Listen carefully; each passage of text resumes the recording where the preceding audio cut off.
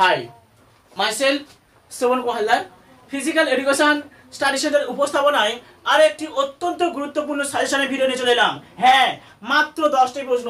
হ্যাঁ, এই 10টি প্রশ্ন করে গেলেই হয়ে যাবে। কাজের জন্য সাজেশন কড়াই প্রশ্ন তোমরা ইতিমধ্যে থাম্বনেল দেখে বুঝে গেছো। হ্যাঁ, একদম জোর গলায় কথা বলছি, যে 10টি প্রশ্ন দিচ্ছি এই 10টি প্রশ্ন অবশ্যই A to Z প্রশ্ন কমন পাবে। কাজের জন্য তোমরা যারা VU অর্থাৎ ফুল ফর্ম হলো বিদ্যাসাগর ইউনিভার্সিটি অর্থাৎ বিদ্যাসাগর বিশ্ববিদ্যালয়ের অন্তর্গত, তোমরা যারা 6 সেমিস্টারে পড়ছো বাংলা সাবজেক্ট অনার্স নিয়ে, তোমাদের এখন সাজেশন নেব সিসি 14। এই ব্যাপারে মাত্র 10টি প্রশ্ন একদম মাস্টার প্ল্যান অনুযায়ী প্রথম থেকে শেষ পর্যন্ত শুনবে। অবশ্যই তোমরা লাভবান হবে এবং ভালো পরীক্ষায় নম্বর পাবে এবং উপকৃত হবে, এটা চ্যালেঞ্জ করে বলছি। চলো প্রশ্নগুলি কি পড়তে হবে একটু লিখে নাও। তোমাদের দুটো স্টেপ দেবো, 1 নম্বর স্টেপ আর 2 নম্বর স্টেপ। আগে মন দিয়ে শোনো। তোমাদের বিভাগ রয়েছে ক, খ আর গ, ঠিক আছে? এখন বিভাগ রয়েছে, আমি রাখছি ক বিভাগ একটা আর খ বিভাগ একটা। তাহলে 1 নম্বর বিভাগে রাখছি ক বিভাগ, 1 নম্বর বিভাগে ক আর খ, আর গ বিভাগ রাখছি আমি 2 নম্বর স্টেপ। হয় 1 নম্বর স্টেপ না হলে 2 নম্বর স্টেপ পড়ো। আমি তোমাদের প্রত্যেককে বলবো এই 1 নম্বর স্টেপ পড়ো। 1 নম্বর স্টেপ পড়লে হয়ে যাবে মাত্র 10টা প্রশ্ন। কারণ তোমাদের যদি 10 নম্বরের প্রশ্ন বলি, তোমাদের 10 নম্বরের প্রশ্ন পড়বে 4টে, লিখতে হবে 2টো। তাহলে আমি চ্যালেঞ্জ করে বলছি এই 1 নম্বর স্টেপ যে প্রশ্ন বলবো এখান থেকে তোমরা 2টো প্রশ্ন কমন পেয়ে যাবে। সেম 5 নম্বরের প্রশ্ন সেই একই ক্ষেত্রে, এখান থেকে 2টো পড়বে, এখানে 4টে পড়বে, এখানে 2টো পড়বে। আমি বলছি এখানে তোমরা 2টো পেয়ে যাবে, ঠিক আছে? সে বলছি তোমরা 1 নম্বর স্টেপ করো, 2 নম্বর স্টেপ না পড়লে হবে। তবু আমি সাজেশন দেবো, অবশ্যই মন দিয়ে শুনবে। তো চলো 1 নম্বর অর্থাৎ ক বিভাগ, ক বিভাগ থেকে যে প্রশ্নগুলি পড়বে একটু লিখে নাও।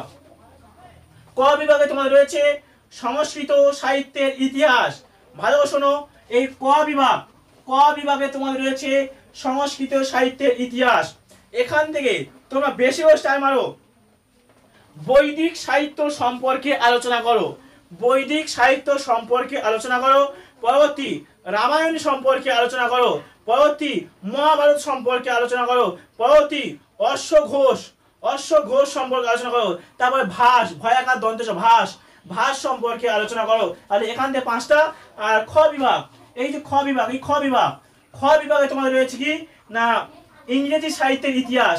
ইংরেজি সাহিত্যের ইতিহাস থেকে তোমরা করবে ওয়ার্ডস ওয়ার্থ, ওয়ার্ডস ওয়ার্থ, চার্লস ডিকেন্স, ঠিক আছে? ওয়ার্ডস ওয়ার্থ আর চার্লস ডিকেন্স আর T.S. এলিয়ট, এই 3টে বেশি স্টার মারো।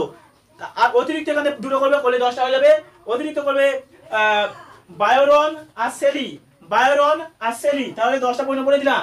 1 নম্বর স্টেপ ক্লিয়ার, 1 নম্বর স্টেপ ক্লিয়ার কিন্তু বলে দিলাম, ঠিক আছে? এবারে 2 নম্বর স্টেপ আমি লিখেছি গ বিভাগ, গ বিভাগে 2 নম্বর স্টেপ বললাম কিন্তু লেখা গেছি 2 নম্বর স্টেপ। আমি তাও বলছি 1 নম্বর স্টেপ করলে হয়ে যাবে।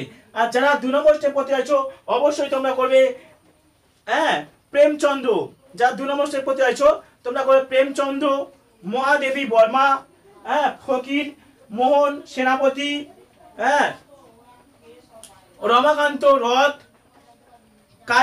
কালিন্দী চরণ, কালিন্দী চরণ, পণিগ্রন্থি গৈনী, আর করছো রাধাকান্ত বরদলি, ঠিক আছে? এইগুলো ভালো করো 2 নম্বর স্টেপ থেকে।